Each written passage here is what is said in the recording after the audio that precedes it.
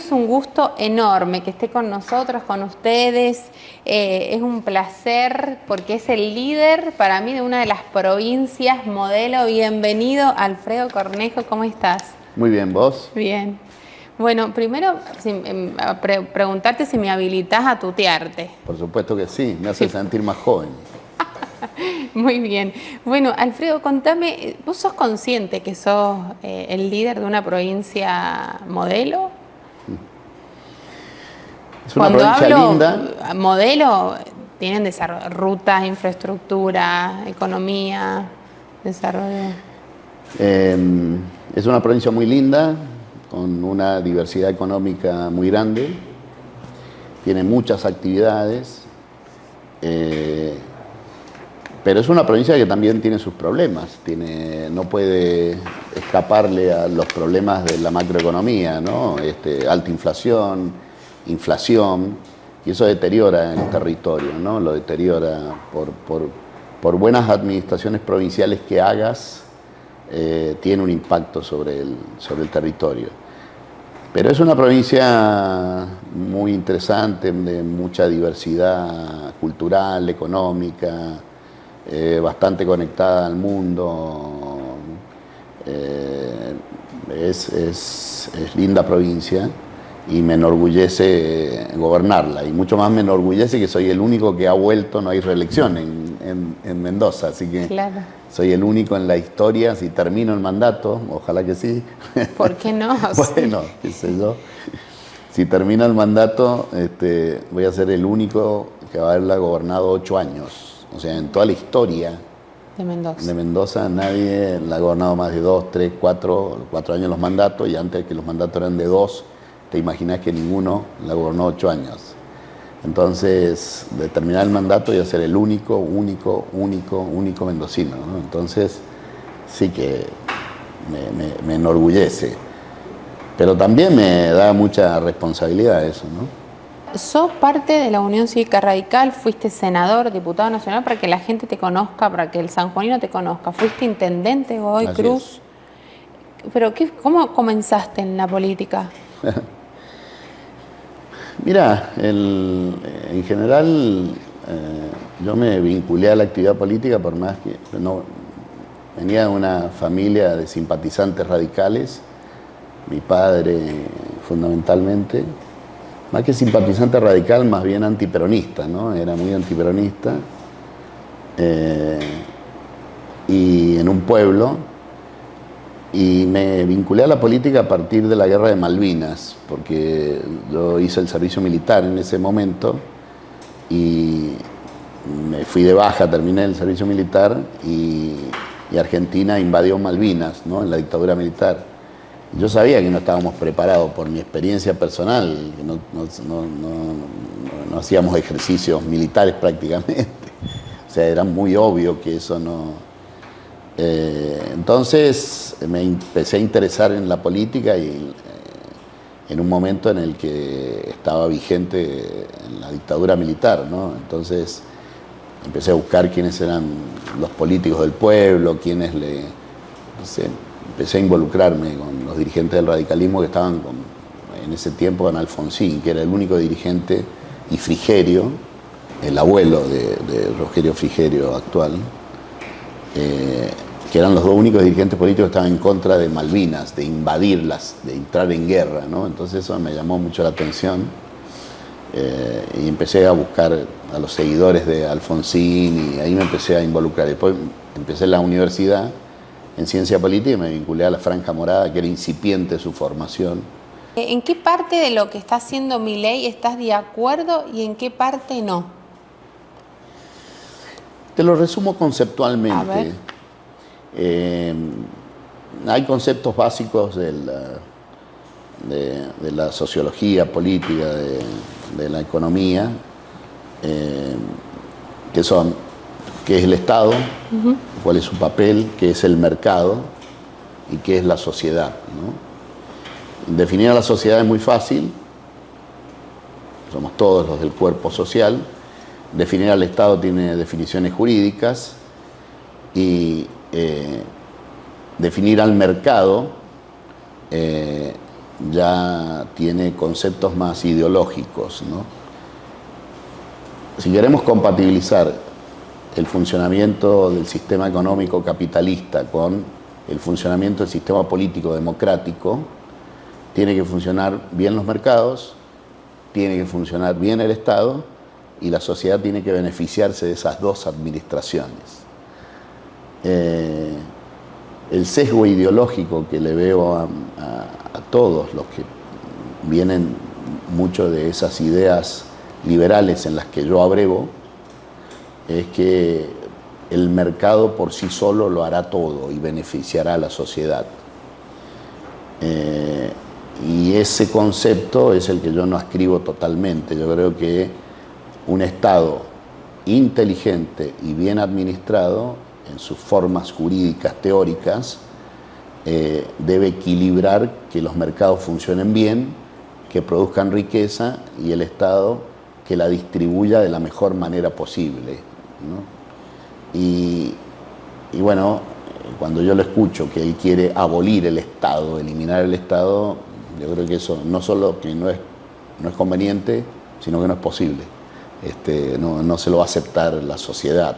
Ahora, si yo me pongo a ver en esa diferencia, me pierdo la cotidianidad del aquí y ahora, la razón de ser un poco de la crónica periodística, de la mirada diaria y demás.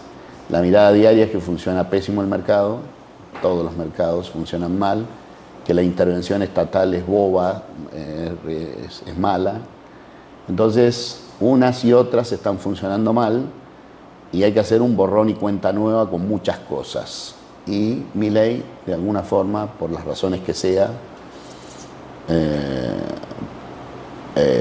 está haciendo algunas cosas que son positivas. Por ejemplo, tratando de que el Estado no sea un estorbo para la sociedad, sino que en vez de generar déficit, tenga equilibrio, de manera tal de que no pueda cargarle ese déficit a la sociedad.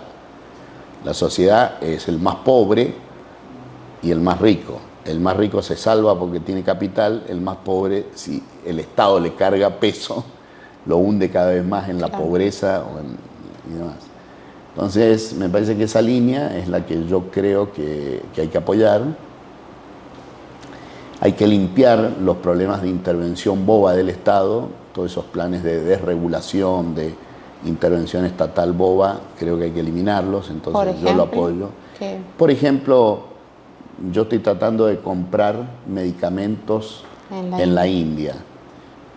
Los remedios indios son de altísima calidad, nuestra industria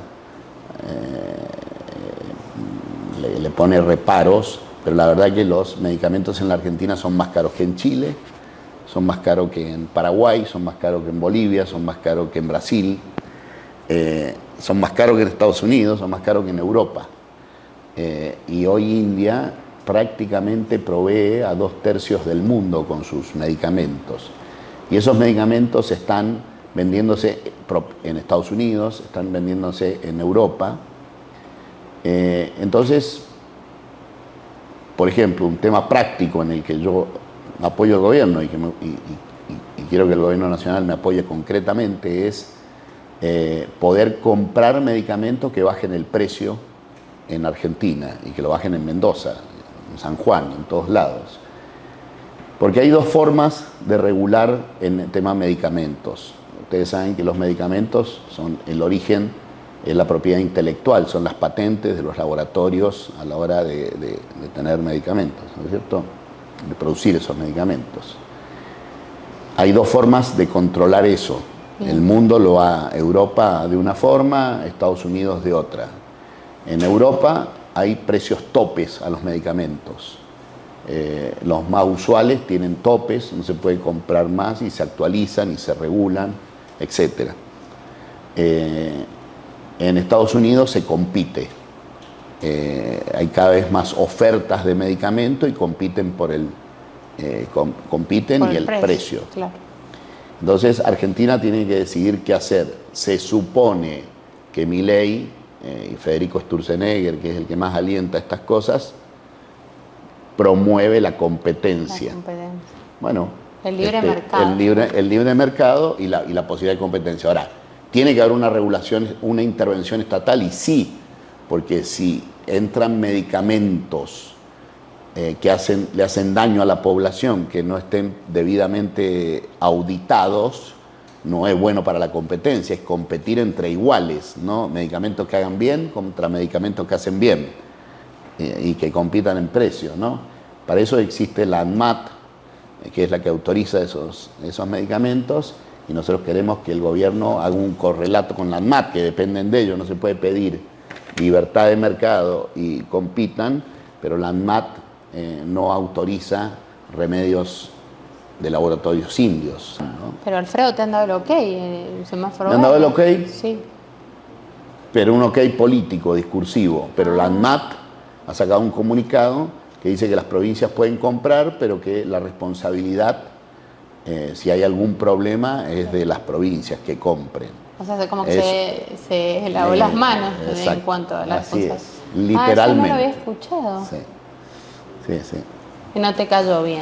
No me cae bien que haga eso la ANMAT, porque pero me parece que el liderazgo debe ser del gobierno nacional. O el modelo es, insisto, de regulación con precios tope, o el modelo es el de competencia entre remedios autorizados. ¿Cómo cuidás las cuentas fiscales de Mendoza? Bueno, hay un momento de... todos estos meses han sido recesivos económicamente, ¿no? Es decir, y ha bajado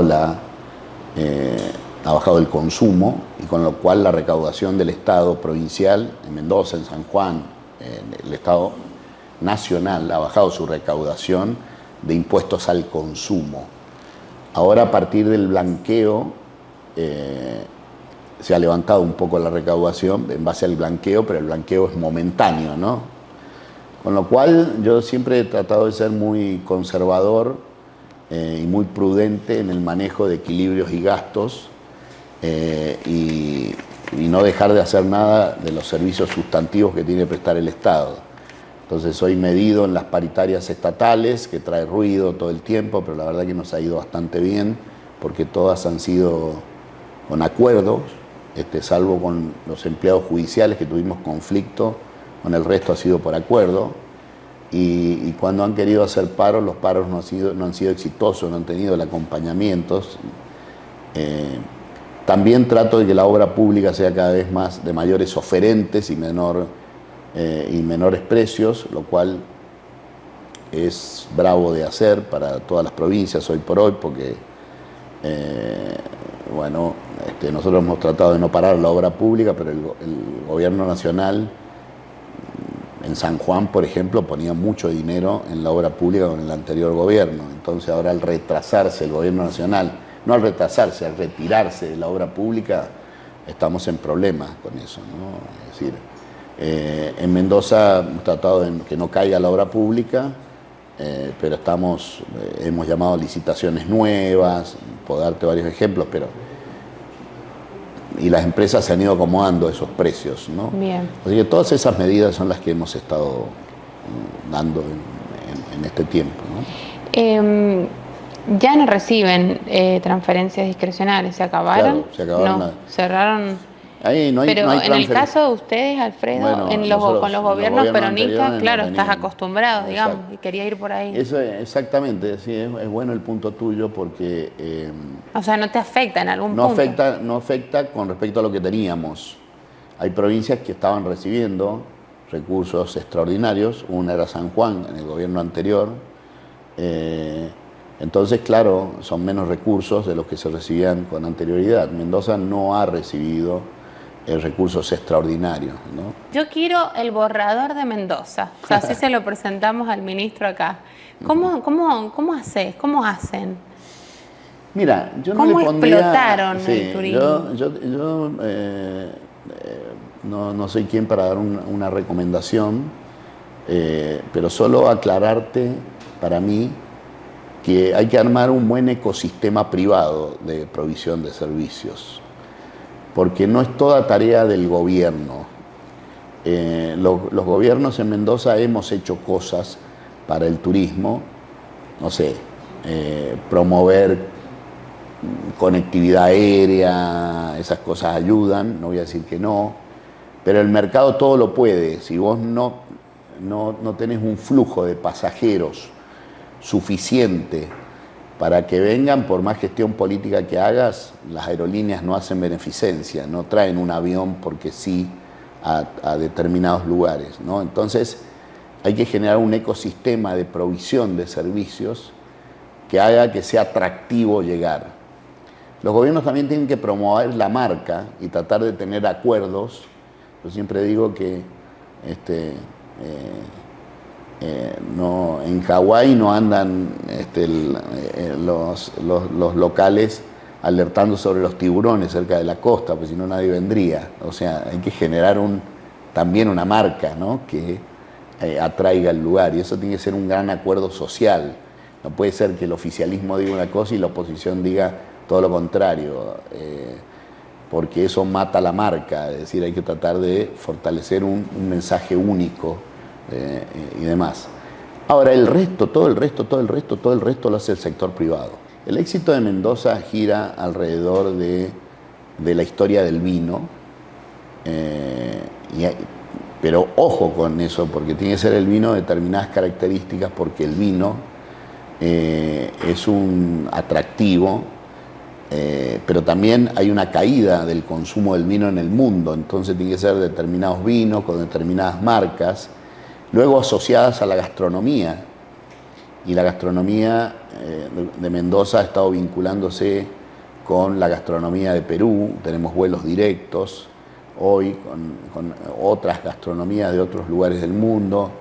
Hay chefs que se han instalado en Mendoza, pero que no los trajo el Estado, los trajo el sector privado, ¿me entendés? No me lo atribuiría como un logro de mi gestión, sino que el sector privado ha traído chefs de reconocimiento internacional que han armado restaurantes. Ya llevan uno que conozco y ya ha armado como 3 restaurantes distintos. No, es que es una locura, realmente. Claro, entonces eso atrae gente, ¿no? Y ahora queremos desarrollar la montaña, que la tenemos muy caída, muy caída, que la tenemos bastante desarrollada en el sur. Tenemos 2 o 3 proyectos en el sur, que tenemos más nieve. Estamos por desarrollar un proyecto de los 7 valles, una ruta que conecta 7 valles, donde hay nieve casi la mitad del año, ¿no? Entonces, para hacer los deportes de esquí, turismo, de ese tipo. Bien. Y queremos desarrollar el norte, que nosotros teníamos tradicionalmente por 50 años una concesión de penitentes, que es de la nieve y bueno, cambio climático mediante, de 10 años solo 2 o 3 ha habido nieve. Ahí hay que hacer una gran inversión de fabricación de nieve, de equipamiento y demás. Estamos llamando a una licitación en noviembre, una licitación internacional, para que vengan grandes jugadores asociados con los locales a desarrollar la parte norte de la montaña. Acabamos de meter un proyecto de ley donde eliminamos ingresos brutos a todos los que en toda la región de la montaña hagan construcciones nuevas por bastantes años. Queremos desarrollar aún más la montaña y el turismo de montaña, ¿no? Es decir, y ahí lo queremos asociar a la gastronomía y al vino. Ya hay en Uspallata, por ejemplo, hay viñedos de altura, donde con hotelería, y queremos un poco... Además no se puede creer, uno pasa en el auto semejante construcción, en serio, sí, lo digo, sí, esas bodegas que han puesto todo. Muy lindas, sí, con muchos diseños. Hay de hecho una arquitecta internacional mendocina, que es la que ha hecho por lo menos 5 o 6 de esas bodegas.